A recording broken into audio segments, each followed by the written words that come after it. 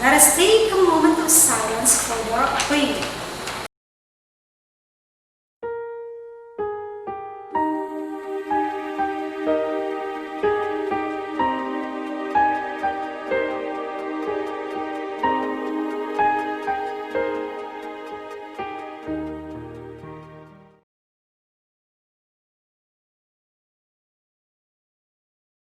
One, define context clues and give examples. Two, use context clues from the material viewed to determine the meaning of unfamiliar words and expressions. Three, describe the notable literary genres contributed by African writers. Four, write a simple paragraph using words and expressions that reflect the local culture. Before we proceed, let us take the short activity that presents the lesson about context clues. What are you going to do? Choose the letter of the best answer, write the letter of the correct meaning of the underlined word on a separate sheet of paper. Let's begin. 1. She penned a letter to her aunt. The underlined word is penned. The choices are A, bait, B, vote. 2. His dog bays at the moon. The underlined word is base. The choices are A, howls, B, swings. Number 3. The tiny mouse ran into the little hole. The underlined word is tiny. The choices are A, big, B, small. Number 4. We had a feast of turkey, potatoes, carrots, and pie. The underlined word is feast. The choices are A, dinner, B, dance. Number 5. The rain poured down on the cold bare cobs. The underlined word is poured. The choices are A, kicked, B, fell. Number 6. When they woke up late, they had to hurry to school. The underlined word is hurry. The choices are A, rush, B, jump. Are you done answering? Very good. Now, let us check your output. For number 1, she penned a letter to her aunt. The word pen means wrote. Number 2, his dogs bays at the moon. Bays means house. Number 3, the tiny mouse ran into the little hole.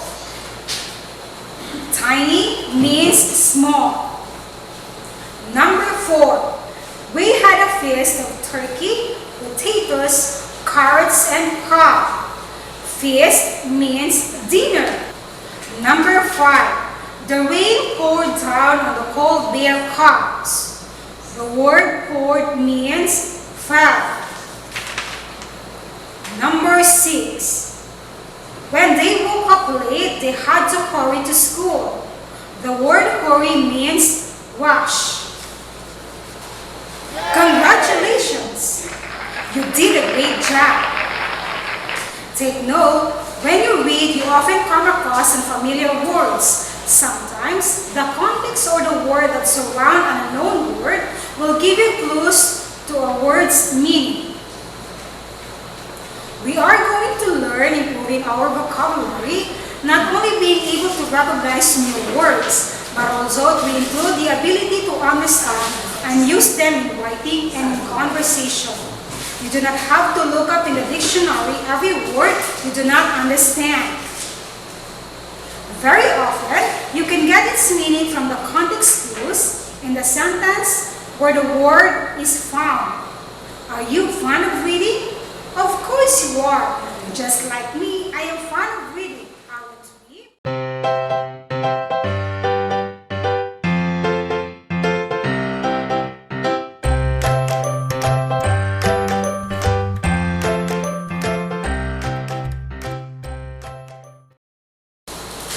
Let us read the text and take note of the underlined words. Africa is called the Dark Continent not because of the complexion of its original inhabitants, but because we know very little about it.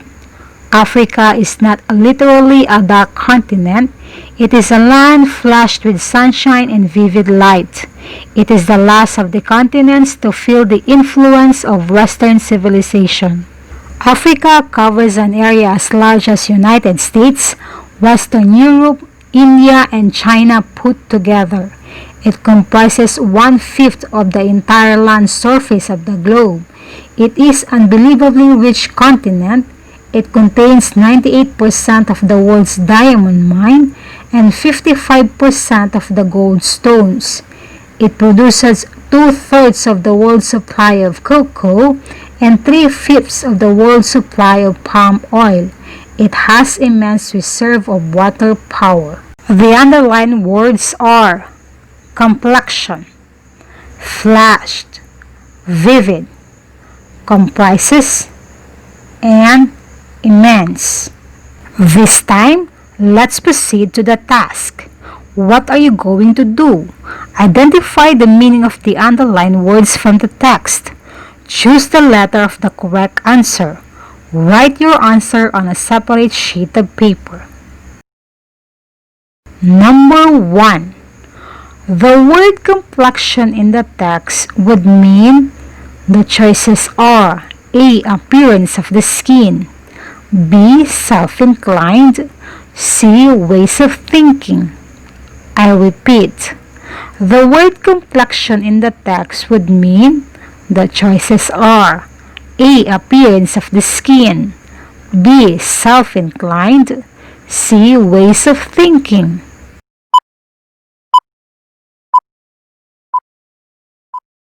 Number 2. The word flashed is used to define as blank. The choices are A. A sudden flow, B. To expose a place, C. To glow brightly. I repeat, number 2. The word flashed is used to define as blank. The choices are A. A sudden flow, B. To expose a place, C. To glow brightly.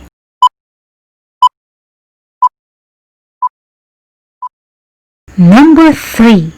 Vivid simply means blank. The choices are A. High in complexion, B. Very clear, C. Very blurry. I repeat, number 3. Vivid simply means blank. The choices are A. High in complexion, B. Very clear, C. Very blurry.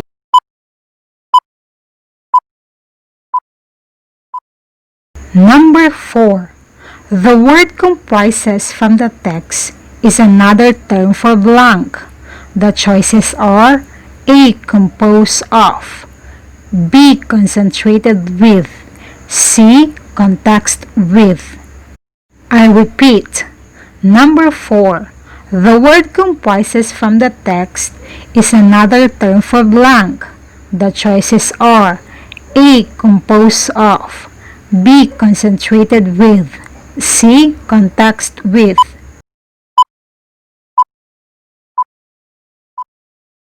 Number 5. Immense is presenting that Africa has blank. The choices are A. Great reserve of water power, B. Tiny source of water power, C. Ultimate in nature. I repeat, number 5. Immense is presenting that Africa has blank. The choices are A. Great reserve of water power, B. Tiny source of water power, C. Ultimate in nature.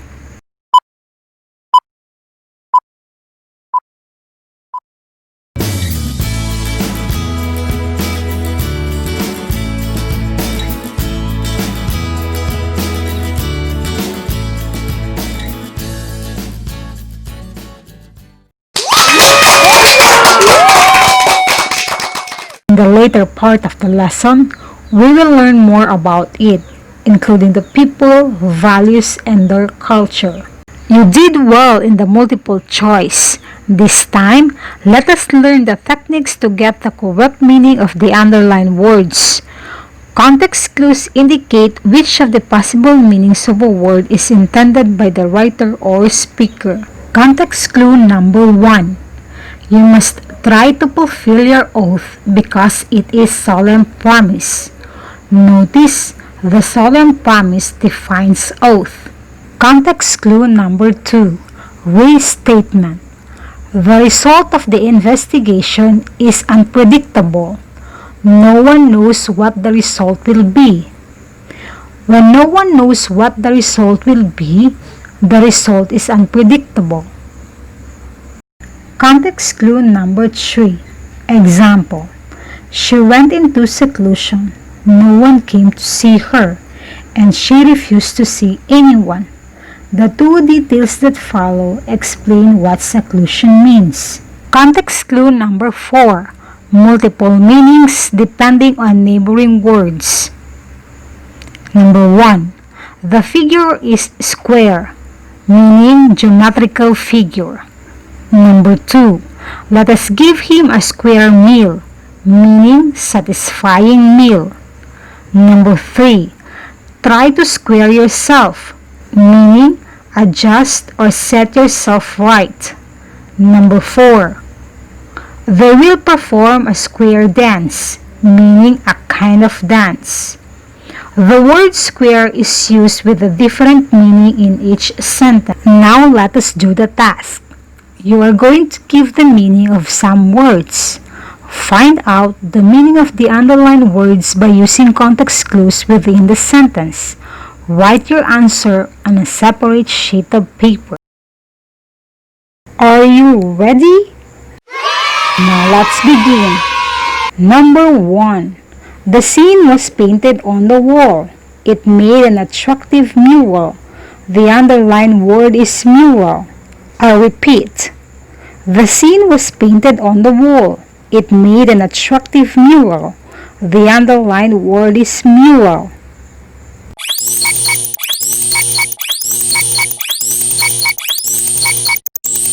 Number 2. That is a valid statement. I have no doubt that it is true. The underlined word is valid. I repeat. Number 2. That is a valid statement. I have no doubt that it is true. The underlined word is valid.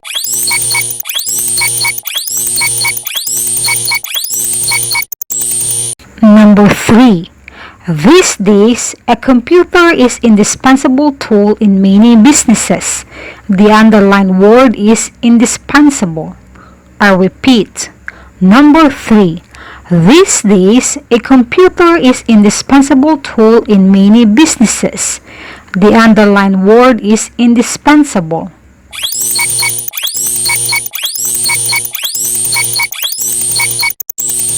Number 4. She does not like to meet people. She is an introvert. The underlined word is introvert. I repeat. Number 4. She does not like to meet people. She is an introvert. The underlined word is introvert.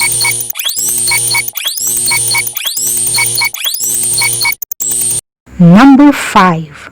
Because he is always boasting, he is known as braggart. The underlined word is braggart. I repeat. Number 5. Because he is always boasting, he is known as braggart. The underlined word is braggart.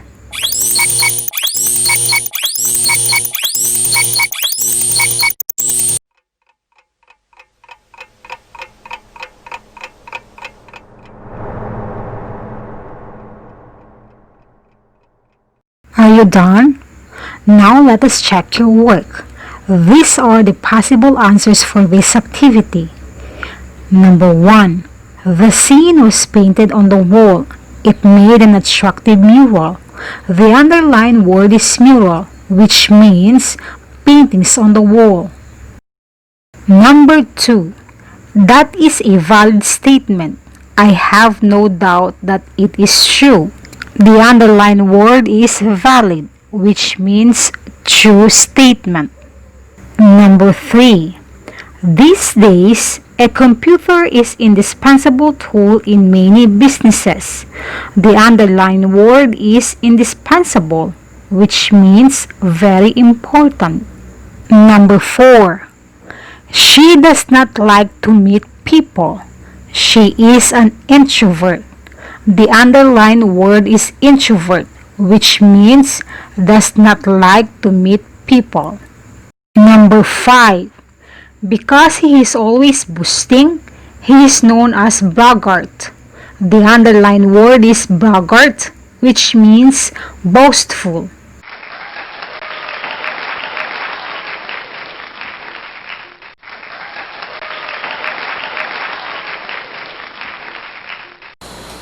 To sum up, context clue is used to determine the meaning of unfamiliar words. When you come across an unfamiliar word, you may be able to guess its meaning by examining its context clue. The context of a word is determined by the other words in the sentence or the passage surrounding it.